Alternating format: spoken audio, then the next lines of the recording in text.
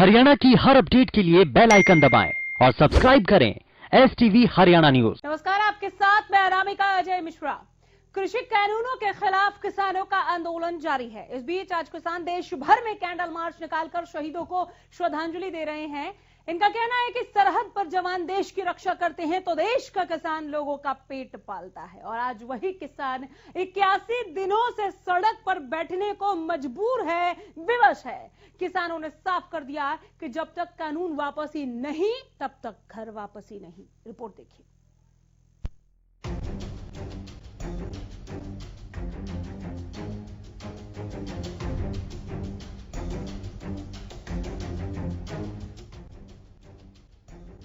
केंद्र सरकार के 3 नए कृषि कानूनों के खिलाफ किसान आंदोलन का आज 81वां दिन है। किसान लगातार अपने आंदोलन को धार देने में जुटे हैं। इसी क्रम में आज किसानों ने देश भर में कैंडल मार्च निकालने का फैसला किया। इस कैंडल मार्च के जरिए जहां किसान पुलवामा हमले में शहीद जवानों को श्रद्धांजलि देंगे, तो वहीं अपनी एकजुटता भी दिखाएंगे। टीकरी बॉर्डर पर किसानों ने कैंडल मार्च निकाला। इस दौरान किसानों ने कहा कि किसान देश का पेट भरता है तो जवान सरहद पर डटकर देश के नागरिकों की रक्षा करता है। इस दौरान किसानों ने ये भी साफ कर दिया कि जब तक कानून वापस नहीं होंगे तब तक वो घर जाने वाले नहीं हैं। हमने अपने शहीद भाइयों के लिए जो पुलवामा में शहीद हुए थे उनके लिए कैंडल मार्च निकाला है और सरकार को ये दिखाया है हम शांति प्रिय हमारे फौजी भाइयों को भी याद कर सकते हैं और किसान अपना धरने पर धरना भी दे सकते हैं। जब तक हम वो घर वापसी नहीं जाएंगे, चाहे कोई त्योहार आए, हमने नया साल भी यहीं मनाया है, अपना होली फाग भी यहीं मनाएंगे और जो भी त्योहार हम अपना यहीं रोड पर बैठकर मनाएंगे। शांति प्रिय अपना धरना चालू रखेंगे। बिल वापसी तो घर वापसी, नहीं तो यहीं पर बैठे। दिल्ली की सीमाओं पर प्रदर्शन कर रहे किसान संगठनों ने 26 जनवरी को अपनी ट्रैक्टर परेड के दौरान हुई हिंसा की घटना और किसानों के खिलाफ दर्ज किए गए कथित झूठे मामलों की उच्च स्तरीय न्यायिक जांच कराने की मांग की। संयुक्त किसान मोर्चा के नेताओं ने कहा कि जिन किसानों को पुलिस के नोटिस मिल रहे हैं वो उसके समक्ष प्रत्यक्ष रूप से पेश न हों, बल्कि सहायता के लिए किसान यूनियनों द्वारा गठित कानूनी प्रकोष्ठ से संपर्क करें। वहीं पुलवामा हमले के शहीदों को याद करते हुए किसान संगठन आज देश भर में कैंडल मार्च और मशाल जुलूस निकाल रहे हैं। किसानों की ओर से आगामी रणनीति का पूरा खाका तैयार किया गया। आज कैंडल मार्च के साथ ही किसान 16 फरवरी को सर छोटू राम की जयंती मनाएंगे और 18 फरवरी को किसान देश भर में रेल रोको अभियान चलाने जा रहे हैं।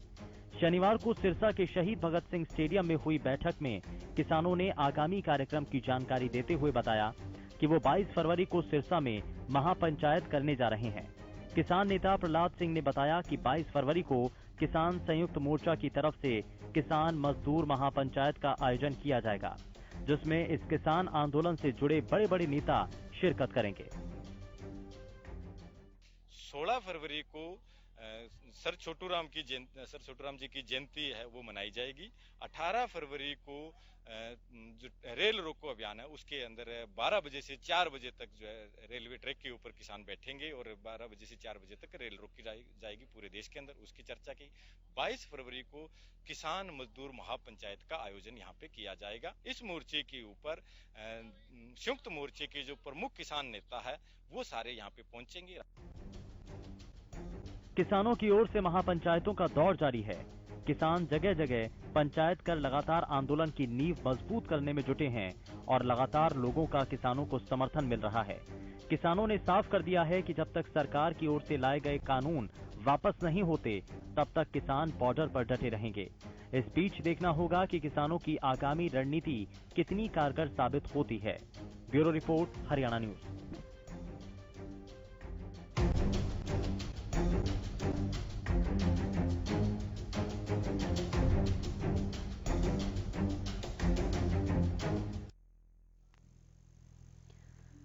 भारतीय किसान यूनियन से हमारे साथ स्वामी इंद्र एक बार फिर जुड़ गए हैं इस रिपोर्ट पर ज्यादा बातचीत के लिए, किसान आंदोलन पर विस्तृत बातचीत के लिए। और हिसार से हमारे संवाददाता अनूप कुंडू जुड़े हैं ज्यादा जानकारी के साथ। मैं आप दोनों का स्वागत करती हूं। स्वामी इंद्र, मैं लौट रही हूं, जरा अपडेट ले लेती हूं पहले अनूप कुंडू से। अनूप, क्या अपडेट है? अनामिका जी, जिस प्रकार से किसान आंदोलन या संयुक्त मोर्चा किसान की ओर से जो कार्यक्रम तय किए गए थे, उसमें आज इस प्रकार से पुलवामा अटैक में शहीद हुए और जो जितने भी किसान शहीद हुए हैं बॉर्डरों पर, उनको लेकर के आज कैंडल मार्च शाम को निकाला जाएगा। 6 बजे का समय रखा गया है और हम उस वक्त जगह पर है जहां पर यहाँ पे पूरी तैयारियां की जा रही है। ये सूर्यवाला चौक का जो किसान आंदोलन का धरना है जो लंबे समय से चल रहा है, वहां पर है किसान मौजूद है, इन्होंने तमाम तैयारियां कर ली है।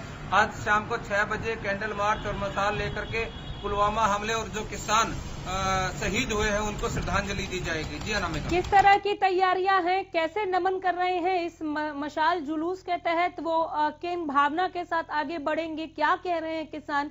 चूंकि आप वहां पर मौजूद हैं, अगर उनसे बातचीत को आप हम तक पहुंचाएं, ये मशाल जुलूस कहां से कहां तक के लिए निकलेगा, जरा अगर आप बात करें। जी बिल्कुल, मैं बात कर सकता हूं किसानों से। किसान हमारे साथ है। आज जो श्रद्धांजलि सभा रखी है, क्या रूट प्लान है, क्या क्या कार्यक्रम रहेगा? ये जो आज का प्रोग्राम है, पहले तो मैं सबसे पहले आप लोगों का स्वागत करता हूँ। आप यहाँ आए किसानों की आवाज उठाने के लिए, आप दिन रात एक करके लगे हुए हैं। हम आपके तहे दिल से शुक्रगुजार हैं। और सबसे पहले तो कुंडू साहब, मैं आपको ये बताना चाहूँगा, जो पुलवामा में हमारे 40 जवान शहीद हुए थे, उनको श्रद्धांजलि समर्पित करने के लिए, और जो किसान हमारे दिल्ली में आंदोलन में बैठे हुए हैं, शहीद हुए हैं, उनको श्रद्धांजलि अर्पित करने के लिए ही आज का कैंडल मार्च निकाला जाएगा। हेलो, मैं तो यही कहना चाहूँगा कि मेरे आसपास के गाँव से हजारों की संख्या में लोग शाम को कैंडल मार्च में भाग लेंगे। पहली सरकार को ये दिखाना चाहते हैं और ठीक है, जवानों पर राजनीति करते थे। इलेक्शन से पहले इन्होंने जवानों पर राजनीति की, अब इलेक्शन मैं लौट रही हूँ। अनूप ऐसे ही बातचीत को जारी रखिए। स्वामी इंद्र, मैं आपके पास लौट रही हूँ। पुलवामा शहीदों को श्रद्धांजलि दे रहे हैं आज किसान, बहुत अच्छी बात है, पूरा देश श्रद्धांजलि दे रहा है। आंदोलन को इससे कितनी मजबूती मिलते हुए देख रहे हैं? क्या एक उम्मीद है आपको कि जो किसान नहीं रहे, उन किसानों के प्रति भी सरकार नर्म रुख अख्तियार करेगी और परिवार को मदद देगी?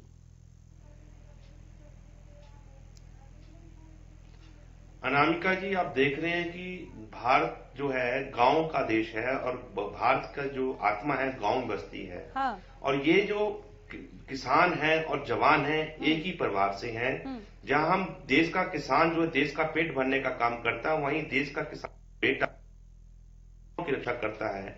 आपने देखा है कि 2019 के अंदर आज ही के दिन जब जो किसान के बेटे जवान के ऊपर आत्मघाती हमला हुआ था, उसके ऊपर कई प्रकार के प्रश्न चिन्ह उठे थे कि ऐसे में सुरक्षा एजेंसियों पर प्रश्न उठा था कि वे लोग कैसे अंदर घुस गए, आतंकवादी उस गाड़ी के पास कैसे वो ब्लास्ट हुआ, अभी तक वो जांच का विषय है। हम ये बात कहना चाह रहे हैं कि आपके चैनल के माध्यम से भारतीय किसान यूनियन संयुक्त किसान मोर्चा देश के उन जवानों को आज श्रद्धांजलि देगा, नमन आंखों के साथ कैंडल मार्च करके और मशाल यात्रा निकालकर तमाम डिस्ट्रिक्ट हेडक्वार्टर पे जहां भी जो है सही स्मारक होंगे वहां तक हमारा मार्च जाएगा।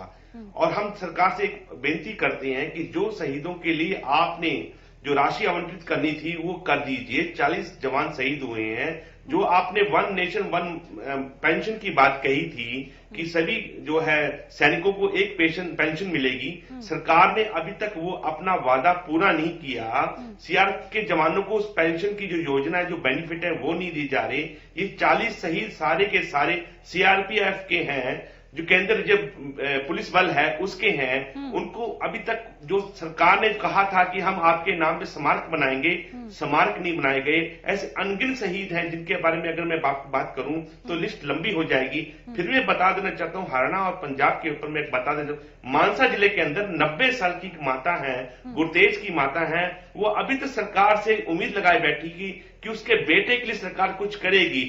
अभी तक ना तो गांव के अंदर उसके लिए शहीद का स्मारक बनाया गया है, ना ही माता को पेंशन दी जा रही है। ऐसी वृद्ध अवस्था में माता कहां जाएगी? सरकार अपना पल्ला झाड़ चुकी है इन शहीदों की शहादत से, प्रशासन अपना पल्ला झाड़ चुका है इन शहीदों की शहादत से। तो अब किसान कमेरे को ही खड़ा होना पड़ रहा है। जहां उनको शहादत देंगे वहां सरकार से मांग भी करेंगे।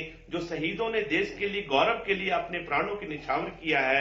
और मैं जो आपको गुरतेज के बारे में बता रहा था, वो मात्र 23 साल का युवा था जिसने सबसे ज्यादा चाइना के जो सैनिक थे उनको मारा था। तो ऐसे में सरकार को चाहिए कि तमाम जो किसान हैं या सैनिक हैं उनके प्रति सरकार नरम रवैया जो अपनाए। पर सरकार सिर्फ राजनीति कर रही है। और आज आप देख रहे हैं कि देश के जितने भी जो मंत्री हैं सब बंगाल जा चुके हैं, इलेक्शन की तैयारी कर रहे हैं। आज माननीय प्रधानमंत्री जी चेन्नई गए हैं, उनने जो अर्जुन टैक्स देने का जो काम किया सेना को, जो वो वहां जा रहे हैं। पर सरकार को चाहिए था सबसे पहले जो 217 से अधिक किसान शहादत को प्राप्त हो चुके हैं हरियाणा के में, जो चारों तरफ दिल्ली की बाउंड्री पर जो हरियाणा में किसान बैठे हैं और दूसरे उत्तर प्रदेश की बाउंड्री बैठे हैं, सरकार को चाहिए किसानों के बीच में आके चर्चा करें। पर प्रधानमंत्री जी और देश की सरकार ना तो किसानों के प्रति सचेता है, ना ही जवानों के प्रति। तो ऐसे में सरकार को समझना चाहिए कि किसान, चलिए मैं लौट रही हूँ आपके पास। अनूप कुंडू, आपने स्वामी इंद्र को सुना, अभी वहां मौजूद किसान इसे लेकर क्या बात कर रहे हैं, क्या मकसद है? स्वामी इंद्र जो कह रहे हैं कि शहीदों के परिवार की शहादत को सलामी के साथ साथ जो अनाउंसमेंट की गई थी, 1 नेशन 1 पेंशन की बात कही गई थी, शहीद परिवारों को जो आर्थिक मदद की बात कही गई थी, जो उनका हक है, शहीदों के स्मारक की जो बात कही गई थी, वही बात आगे लेकर किसान आगे बढ़ेंगे, अपनी मांगों में शुमार करते हुए श्रद्धांजलि देंगे शहीदों को। बात करें आप किसानों के साथ, पहुंचाएं हम तक। श्यामा हो सिलू, श्यामा देवी लाइए।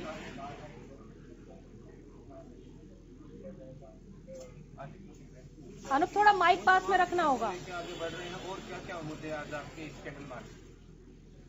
देखिए, संयुक्त मोर्चा की कॉल थी 14 तारीख को जो शहीद हुए उनको श्रद्धांजलि दी। सरकार जवान और किसान का राजनीति कर रही है। जो उनकी सुविधाएं हैं, जो उनका अधिकार है, उसको उनसे वंचित रखा जा रहा है। सरकार लगातार जवान और किसान का खिलाफ कुछ काम कर रही है। जो हमारे जवान शहीद हो, जो उनको सुविधाएं मिलनी थी, वो अभी तक उन लोगों के पास नहीं पहुंची है। हमें इस बात का भी खेद है। कुछ प्रकार से स्मारक बनाने की बातें आई थी और आज जो 230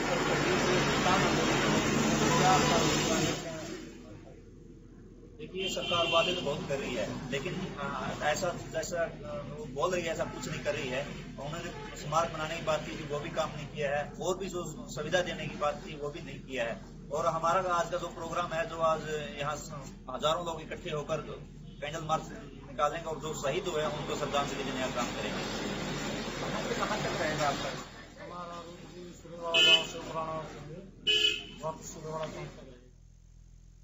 जी अनामिका जी। चलिए, ऐसी बातचीत को आप जारी रखिए। और मसाल जुलूस कितने बजे से शुरू हो जाएगा ये जानने के लिए, और कितना आप हुजूम देख रहे हैं वहां पर, किसान और ज्यादा जुड़ रहे हैं, क्या ग्रामीण भी उनके साथ, जो खेतीहर नहीं है वो भी आ रहे हैं इस मशाल जुलूस में, शहीदों का परिवार भी शामिल हो रहा है क्या? इन तीनों सवाल के लिए मैं लौट रही हूँ, बने रहिए। स्वामी इंद्र, मैं आपके साथ एक बार फिर बातचीत को आगे बढ़ाना चाहती हूँ। 81 दिन का आंदोलन हो गया, अपने इस उम्र में भी इसका कोई समाधान नहीं, वार्ता के द्वार नहीं खुल रहे हैं कहीं पर भी। आज चूंकि शहीदों को आप नमन कर रहे हैं, श्रद्धांजलि दे रहे हैं, मन में एक टीस उठती है सर, आप जब ये कहते हैं कि जवान भी किसान का बेटा है और किसान जवान के घर का बड़ा है, लेकिन जब आप आंदोलन करने बैठे हैं तो वही जवान आपके सामने बैरिकेड लेकर खड़े हो जाते हैं, वहां पर एक टकराव की स्थिति उत्पन्न हो जाती है। अपनी मांगे मनवाने के लिए अपने ही घर के बच्चों के साथ इस तरह से गतिरोध के स्थिति में जाकर खड़ा होना क्या एक धर्म संकट जैसा नहीं है? या मन में कहीं मलाल कि आखिर ये स्थिति पनपी तो क्यों पनपी? स्वामी इंद्र। अनामिका जी, ये बड़ा दुर्भाग्यपूर्ण है भारत के इतिहास में कि आज 81वें दिन हो चुका है, किसान लगातार आंदोलनरत है और भारत सरकार किसान से बात नहीं करना चाहती। आप हमारे हृदय को देखिए, हमारी विशालता को देखिए, हम कितने विशाल हृदय के साथ किसान का बेटा जहां देश की सीमाओं की रक्षा कर रहा है, वहीं हम देश को अन्न उपजाने का भी काम कर रहे हैं, देश का पेट भरने का भी काम कर रहे हैं। ऐसे के अंदर जब हम आंदोलन करते, शांतिपूर्ण तरीके से आंदोलन करते हैं, हमारे को परजीवी, उपद्रवी, आतंकवादी, नक्सलाइट, खालिस्तानी, देशद्रोही तक कहा जाता है और सामने हमारे बेटे को ही हमारे सामने खड़ा कर दिया जाता है, हमारे भाई को हमारे सामने खड़ा कर दिया जाता है कि आप इन पे डंडे बरसा, लाठी बरसाएं, ये अपना अधिकार क्यों मांग रहे हैं। पर आज देखिए पुलवामा के शहीदों, 40 शहीदों के ऊपर जो भारत सरकार ने राजनीति तक की, हमने देखा है कि 40 शहीदों के सबको माननीय प्रधानमंत्री जी ने दिल्ली बुलाया और दिल्ली से उनको चैनलाइज किया, अलग अलग राज्यों में भेजने का काम किया। उस समय वो कह रहे थे कि भारत का गौरव है, भारत के शहीद है, इनके बलिदान को भारत नहीं भूलेगा। मैं पूछना चाहता हूं उन शहीद माताओं से जिनके बेटे शहीद हुए, उन पत्नियों से, उन बहनों से पूछना चाहता हूं जिनके भाइयों की आज कलाइयां उनके पास नहीं है, जिन्होंने शहादत दी, क्या सरकार ने उन तक उनकी मदद पहुंचाने का काम किया? ये तो शहीद हैं, इन्होंने देश की रक्षा करते करते अपने प्राण निछावर किए। क्या सरकार ने जो वादा किया था इनके नाम पे स्मारक गांव में बनाए जाएंगे, शहरों में इनके नाम पे खेल मैदान बनाए जाएंगे और इनके नाम पे स्टेडियम बनाए जाएंगे, क्या सरकार ने किया? नहीं किया।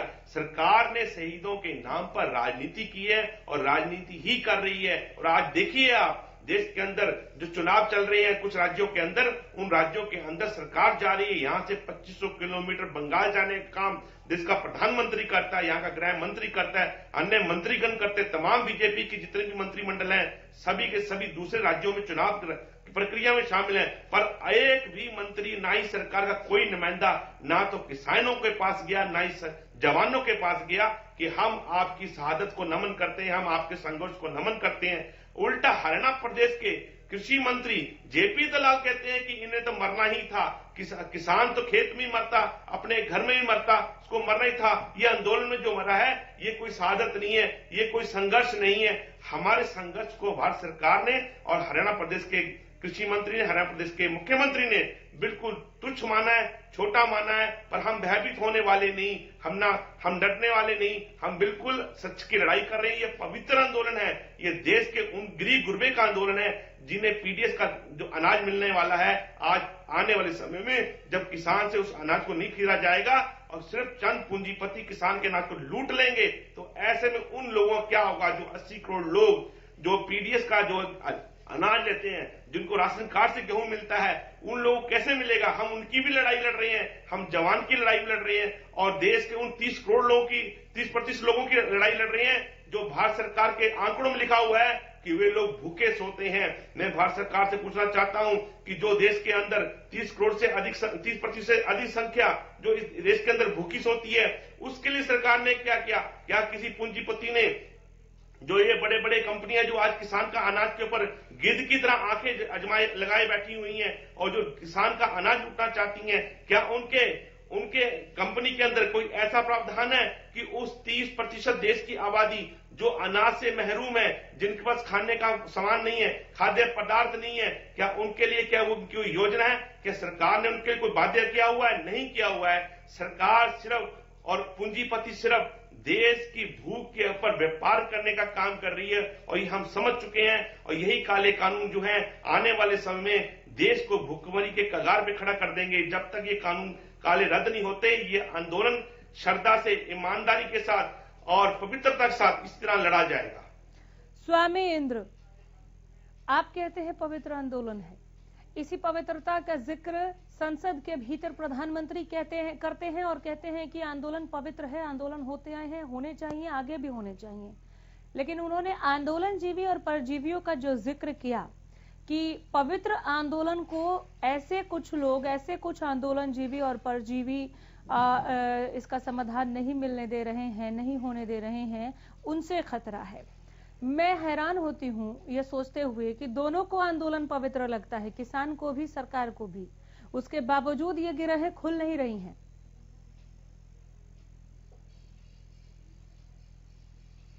बिल्कुल अनामिका जी, ये एक सोचने का विषय है कि सरकार की सहनशीलता, संवेदनशीलता कहां चली जाती है जब एक तरफ उसको पवित्र कहते हैं और दूसरा वो चर्चा भी नहीं करना चाहते।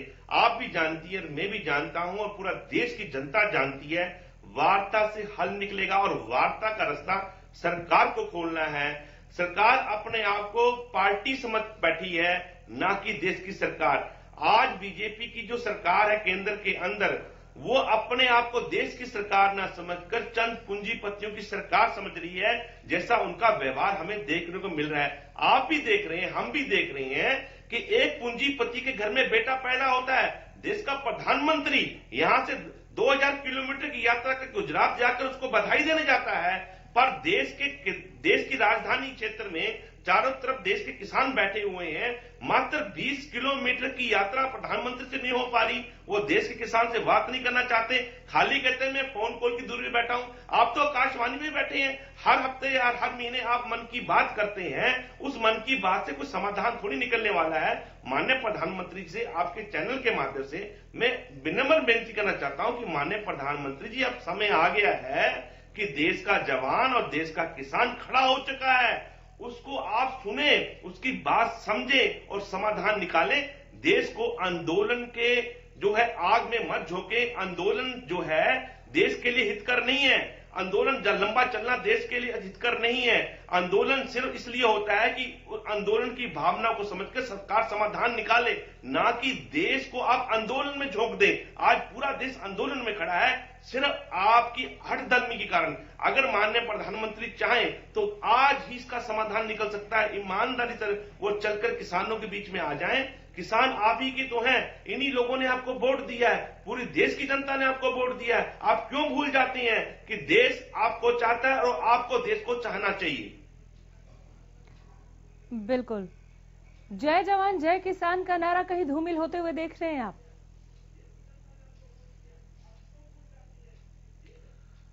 अनामिका जी, लाल बहादुर शास्त्री जी ने बड़े गर्व के साथ कहा था, जय जवान जय किसान।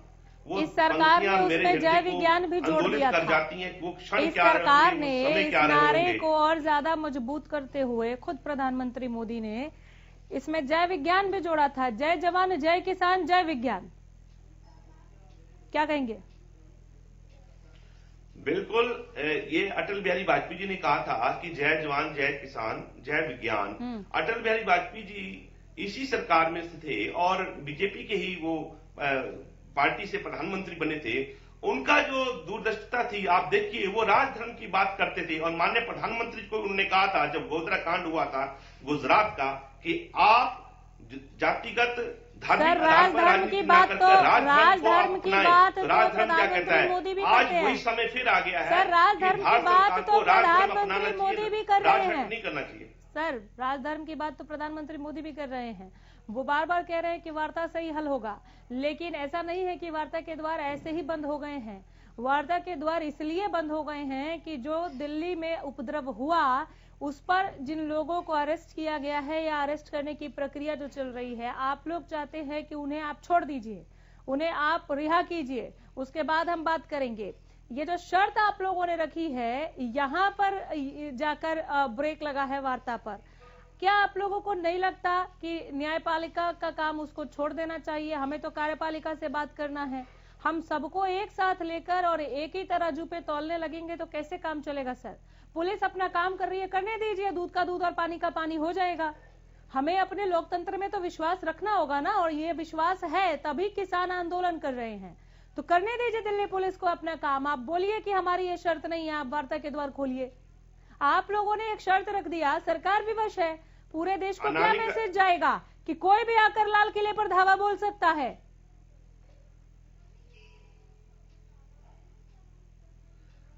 बताइए अगर गलत हो। आपकी बात को मैं सहमति प्रकट करता हूं कि हमें पुलिस प्रशासन और जो सरकार है उस पर विश्वास करना चाहिए। पर एक बात मैं कहना चाहता हूं, कुछ तो मजबूरियां रही होंगी, यूं कोई बेवफा नहीं होता।